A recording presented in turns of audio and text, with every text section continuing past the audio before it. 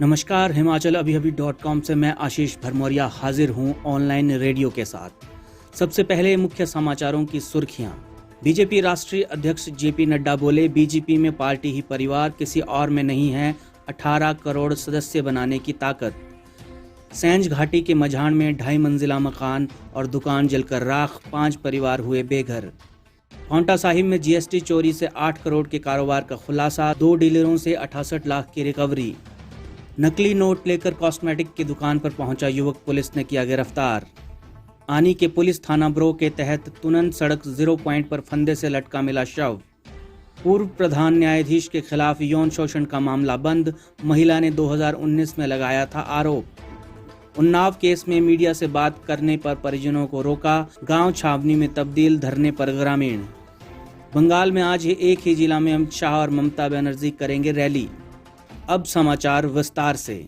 आपके स्वास्थ्य का प्रहरी, श्री बालाजी हॉस्पिटल, कांगड़ा, हिमाचल बीजेपी के महामंथन में बीजेपी के राष्ट्रीय अध्यक्ष जेपी नड्डा ने कहा कि बीजेपी में पार्टी ही परिवार है, किसी अन्य पार्टी में 18 करोड़ सदस्य बनाने की ताकत ही नहीं है। हम जो लोग भी बीजेपी में आए हैं वो सभी खुशनसीब हैं।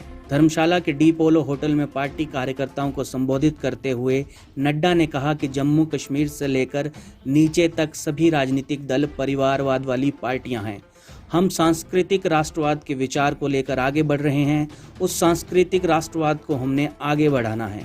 हमारी सरकार की सभी योजनाएं सबका साथ, सबका विकास, सबका विश्वास से प्रेरित हैं। यही हमारा आर्थिक मॉडल रहा है। नड्डा ने कहा कि बीजेपी का संस्कार केंद्र होता है कार्यालय, इसीलिए हर जिला में कार्यालय बने, इस बात को लेकर हम चले हैं। हिमाचल में कई जिलों में नए कार्यालयों का शिलान्यास हो चुका है। कुल्लू की सैंज घाटी के मझाण गांव में लकड़ी का 2.5 मंजिला मकान जलकर राख हो गया। इस मकान में एक किराने की दुकान भी थी। आग लगने से उसमें रखा सारा सामान जलकर राख हो गया।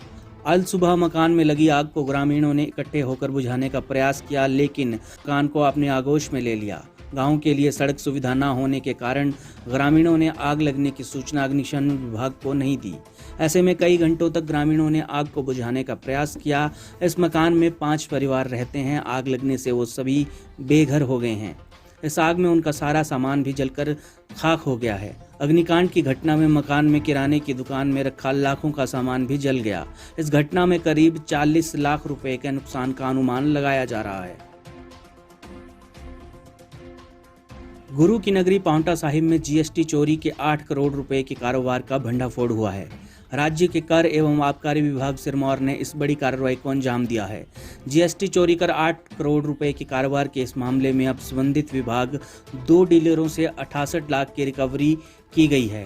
दरअसल कर एवं आबकारी विभाग ने जीएसटी एक्ट के तहत बीते साल दिसंबर महीने में छापामारी की थी, जिसके बाद पंजाब के 2 डीलरों ने 68 लाख की रिकवरी की है। दोनों ही डीलर पांवटा साहिब में बिना जीएसटी नंबर से लोहा, ईंटें, सरिया और मशीनरी बेचने का काम कर रहे थे।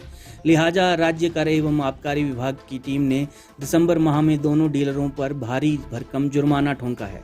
इसके बाद टीम ने कार्रवाई करते हुए सारा सामान सील कर दिया है। नाहन में 2000 रुपए के नकली नोट के साथ खरीदारी करने वाले एक युवक को पुलिस ने गिरफ्तार कर लिया है। दुकानदार की शिकायत पर पुलिस ने आरोपी युवक के खिलाफ केस भी दर्ज किया है। आरोपी से पुलिस पूछताछ कर रही है। मामला बुधवार देर शाम का है। एएसपी बबीता राणा ने बताया कि आरोपी युवक के खिलाफ केस दर्ज कर उसे गिरफ्तार कर लिया गया है। आरोपी से पूछताछ की जा रही है। जांच के बाद ही दूसरी जानकारी साझा की जाएगी। अब समाचार ब्रेक के बाद। Shri Balaji multi speciality hospital Kangra, जहां आपको एक ही छत के नीचे मिले बेहतरीन चिकित्सा सुविधाएं, cardiology, laparoscopic, general surgery, neuro surgery, orthopaedics, paediatric, radio diagnosis, urology, gastroenterology, ophthalmology, pathology, medicine, anaesthesia और डेंटल जैसी अत्याधुनिक और बेहतरीन चिकित्सा सुविधाएं, 24 घंटे इमरजेंसी सुविधा, 9 बेड के साथ critical care unit, cardiac monitor और डिफिब्रिलेटर्स, सेंट्रल ऑक्सीजन लाइन और वेंटिलेटर सुविधा। हिमाचल प्रदेश के सबसे बड़े निजी स्वास्थ्य सेवा प्रदाताओं में से एक Shri Balaji multi speciality hospital Kangra राष्ट्रीय स्वास्थ्य बीमा योजना के साथ सूचीबद्ध Shri Balaji multi speciality hospital Kangra BPL परिवारों के लिए अस्पताल में कैशलेस भर्ती होने के साथ ही ईसीएच की भी सुविधा। हमारा पता Shri Balaji multi speciality hospital, Balaji Vihar, Ujjain, Kangra. संपर्क करें 9218411108 पर। Shri Balaji multi speciality hospital, Kangra.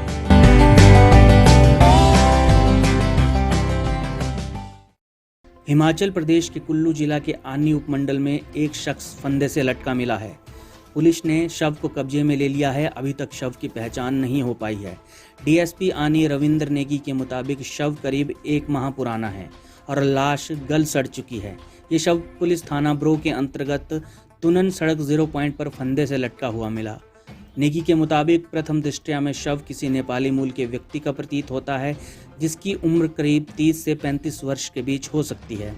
उन्होंने आमजन से अपील की, यदि उनका कोई परिचित या परिजन लापता है तो वो पुलिस थाना ब्रो के 017822322516 पर संपर्क कर शव की पहचान कर सकते हैं।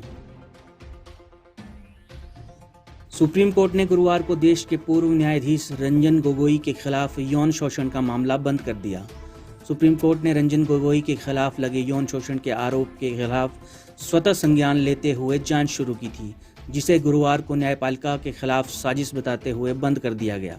बता दें कि एक महिला ने 2019 में सुप्रीम कोर्ट के तत्कालीन मुख्य न्यायाधीश के खिलाफ यौन उत्पीड़न का आरोप लगाया था। इस मामले में सुप्रीम कोर्ट ने स्वतः संज्ञान लेते हुए जांच करवाने का भी आदेश दिया था। साथ ही कहा था कि आरोप बेहद गंभीर हैं, हमें सच्चाई का पता लगाना होगा। अगर हमने हमारी आंखें बंद कर ली तो देश का भरोसा उठ जाएगा।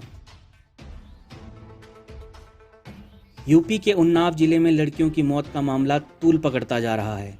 बुआ भतीजी के शव व चचेरी बहन के गंभीर हालत में मिलने से हर कोई हतप्रभ है। दोनों लड़कियों की मौत हो चुकी है, जबकि तीसरी लड़की कानपुर के रिजेंसी अस्पताल में जिंदगी की जंग लड़ रही है। विपक्ष इस मामले में लड़की को दिल्ली एयरलिफ्ट करने की मांग कर रहा है। इसके अलावा बबुराहा गांव छावनी में तब्दील हो गया है। जगह जगह बैरियर लगा दिए गए हैं, चप्पे चप्पे पर पुलिस तैनात है। मीडिया मृतकों के परिजनों से नहीं मिल पा रही है। परिजनों को पुलिस द्वारा उठाए जाने के विरोध में ग्रामीण धरने पर बैठ गए हैं। उन्नाव एसपी आनंद कुलकर्णी ने बताया कि घटना के खुलासे के लिए पुलिस की 6 टीमें गठित की गई हैं। इसके अलावा स्वाट और सर्विलांस टीमें भी काम कर रही हैं। पश्चिम बंगाल विधानसभा चुनाव अब लगभग आने वाले हैं और सभी पार्टियां जमकर अपने प्रचार में लगी हुई हैं। बीजेपी और टीएमसी में आमने सामने की टक्कर देखने को मिलेगी। बीते कई समय से दोनों ही पार्टियां अपनी अपनी जीत का दावा कर रही हैं। चुनावों को देखते हुए राज्य में रैलियों की संख्या भी बढ़ रही है। केंद्रीय गृह मंत्री अमित शाह भी 2 दिन के पश्चिम बंगाल के दौरे पर हैं और वो पार्टी की 5वीं और अंतिम रथ यात्रा को हरी झंडी दिखाएंगे। इसके साथ ही ममता बनर्जी भी अपने भतीजे अभिषेक बनर्जी के साथ एक रैली को संबोधित करेंगी। बताया जा रहा है कि दोनों नेता एक ही जिले में अपना चुनाव प्रचार करेंगे। 1 सप्ताह के भीतर अमित शाह का यह दूसरा चुनावी दौरा है। शाह 11 फरवरी को 1 दिन के लिए पश्चिम बंगाल आए थे। उत्तर प्रदेश के अमरोहा के बानवखेड़ी हत्याकांड में फांसी की सजा पाने वाली शबनम के 12 साल के बेटे ने राष्ट्रपति रामनाथ कोविंद से अपनी मां के लिए माफ़ी की गुहार लगाई है। वारदात के वक्त शबनम 2 महीने की गर्भवती थी। इस बच्चे का जन्म जेल में हुआ था। गौरतलब है कि राष्ट्रपति शबनम की दया याचिका खारिज कर चुके हैं। अब अपनी मां की ओर से बेटे ने उनसे माफ़ी की गुहार लगाई है। शबनम आज़ाद भारत में फांसी की सजा पाने वाली पहली महिला अपराधी हैं। उसने 14 अप्रैल 2008 की रात अपने प्रेमी सलीम के साथ मिलकर परिवार के 7 लोगों की हत्या कर दी थी। तो ये थे आज के मुख्य समाचार। धन्यवाद।